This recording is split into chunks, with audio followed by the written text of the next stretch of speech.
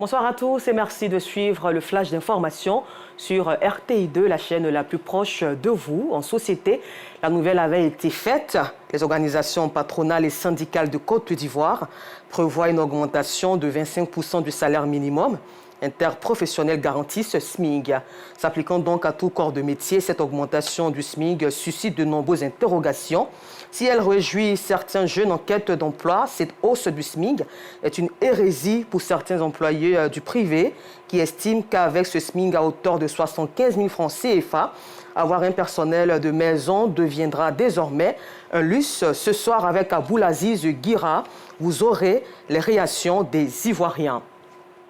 Et toujours en société, le Tchapalo est une bière traditionnelle autochtone fabriquée en Côte d'Ivoire à partir de céréales, notamment le sorgho. Produit en général dans le nord de la Côte d'Ivoire, il est consommé par les Sénoufo, Tsagbanan, les Lobi et les Koulango. En Côte d'Ivoire, une variante du Tchapalo est fabriquée avec du sorgho et bu sucré. Comment cette bière de sorgho est-elle produite ?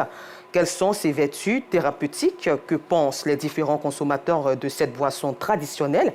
Yacouba Koulibaly a sillonné le marché de Tchapalo d'Abobo pour voir sa production. En sport, sachant qu'après avoir honoré la Côte d'Ivoire aux différents championnats d'Afrique du tir à l'arc et du judo plutôt, le président du comité national olympique de Côte d'Ivoire, Maître Ngouan Georges et son comité exécutif ont reçu à tour de rôle ces athlètes médaillés. Arsène Kouassi, Jean-Cy Verresso du service des sports nous font le compte-rendu. Depuis son accession à la tête du comité national olympique, Maître Georges Ngouan ne cesse de mettre les athlètes au cœur de son programme.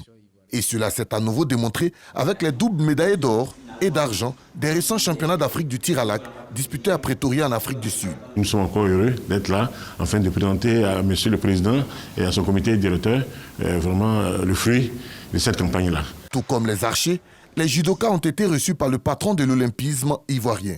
Ils ont glané 27 médailles aux différentes catégories des championnats d'Afrique cadets, juniors et seniors, disputés respectivement au Niger, au Kenya et au Cameroun. Nous pensons qu'il était de notre devoir de venir au comité national olympique qui est chargé de gérer le mouvement sportif, venir présenter nos résultats. Pour nous, c'était vraiment un réel plaisir de les recevoir pour, d'une part, leur signifier toute la gratitude du CNO pour le travail qu'ils font et deuxièmement, leur donner nos encouragements. Encouragements parce que vous savez qu'il y a des enjeux importants qui profilent à l'horizon. Honorés par l'instance olympique ivoirienne, le tir à l'arc et le judo promettent de faire mieux afin de relever tous les défis à venir. En ligne de mire, la qualification aux Jeux olympiques de Paris 2024 et les Jeux olympiques de la jeunesse, Dakar 2026. Félicitations donc à nos Pachidem. Et puis hors de chez nous, en RDC, les autorités de Kinshasa ont fait volte-face en annonçant enquêter sur les faits portés à la connaissance du public après la diffusion des vidéos atroces mettant en cause des soldats congolais dans un massacre. Et puis pour terminer, en Iran, un fait rare s'est déroulé ce jour. Les femmes se joignent aux manifestants dans le sud-est très conservateur. Elles ont participé ce vendredi aux manifestations déclenchées dans le pays. Rendez-vous tout à l'heure sur RTI2 pour un temps d'information.